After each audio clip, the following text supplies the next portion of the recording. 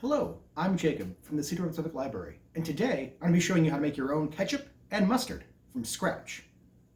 We are going to start by making our ketchup.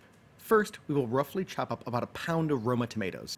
In fact, we are going to be roughly chopping all of our vegetables today, because at a certain point in the recipe, we're going to be blending them all together anyway. That means we're going to focus on making small, bite-sized pieces and not so much worry about making them look nice. I guess you could, but I didn't. Next, we're going to move on to cutting up our heirloom cherry tomatoes. And honestly, you don't have to use these specific types of tomatoes. As long as the total equals about 2 pounds, you should be fine. Though I would avoid the beefsteak tomatoes you usually see as toppings on sandwiches. Their water content is a bit much. After that, it's time to chop up a pepper. I chose a poblano, but you can pick whatever sort of pepper you'd like.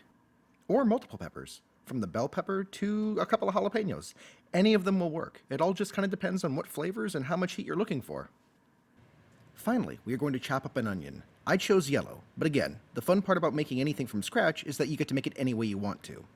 Once we put all of our chopped vegetables into a large bowl, it is time to measure out the following spices. 1 cinnamon stick, 1 bay leaf, a 1/4 teaspoon of celery seed, 4 whole cloves, a 1/4 teaspoon of whole allspice, and finally, a 1/4 teaspoon of red pepper flakes. After that, we're going to dump our spices onto a square of cheesecloth. Could I have just measured the spices directly onto the cheesecloth? Yes, but for some reason I insisted on doing it this way. Anyway, after that I will gently pull the cheesecloth off screen, fold the cloth over the spices, secure the top with a bit of kitchen twine, and bam! Now we have ourselves a spice packet. I suppose you could also try to make tea out of it, but it would take someone far more adventurous than me to try it. Next, we are going to add our menagerie of vegetables to a large pot. Then we are going to add 1 1/2 teaspoons of salt, a 1/2 cup of apple cider vinegar, 5 tablespoons of brown sugar, 3 cloves of minced, or in our case pressed garlic, before finally adding our spice packet. After that, we are going to mix it all together and cook it over a medium heat for about 30 minutes, or until our tomatoes and peppers are soft and our onions translucent. Once that is accomplished, we're going to carefully remove our spice packet from our mass of cooked vegetables. And unless you can find another use for it, go ahead and throw it away. Next, we are going to move the contents of our pot into a heat-proof mixing bowl, and, using an immersion blender, puree everything into as smooth a texture as possible. You could also save yourself a small eternity and just use a traditional blender instead, but use what you have available to you. Once pureed, it is time to strain our almost ketchup through a fine mesh strainer into a freshly rinsed cooking pot. This will help make sure none of the seeds or any other solid bits make it into our ketchup. If everything has been blended appropriately, everything should go through smoothly. If not, you'll need to go back and blend it until the sauce easily passes through the strainer. After that, we're going to continue cooking it under medium heat for somewhere between 20 and 40 minutes. This is going to allow our ketchup to thicken, but it also relies on a fair bit of preference.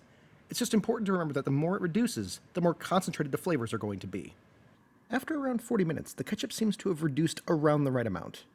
After letting it cool for a bit, I give it a try, and honestly, the flavor is just downright pleasant.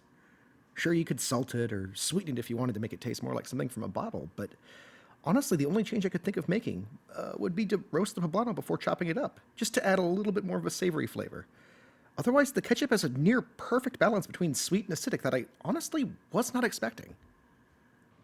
With our ketchup finished, it is now time to move on to making our mustard, which it turns out is surprisingly simple. First, we're going to take a 1 to 1.5 cup jar, add a 1/4 cup of yellow mustard seeds, a 1/4 cup of water, and a 1/4 cup of apple cider vinegar. Then we're going to seal the jar and put it into the refrigerator for 6 to 8 hours.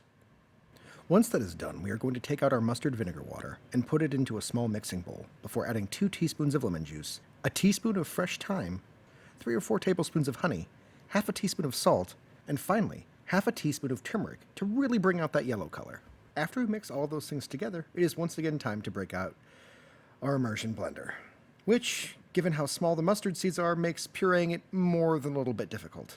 Fortunately, mustards come in all types, so after about 5 minutes or so, I can give up and call it a success.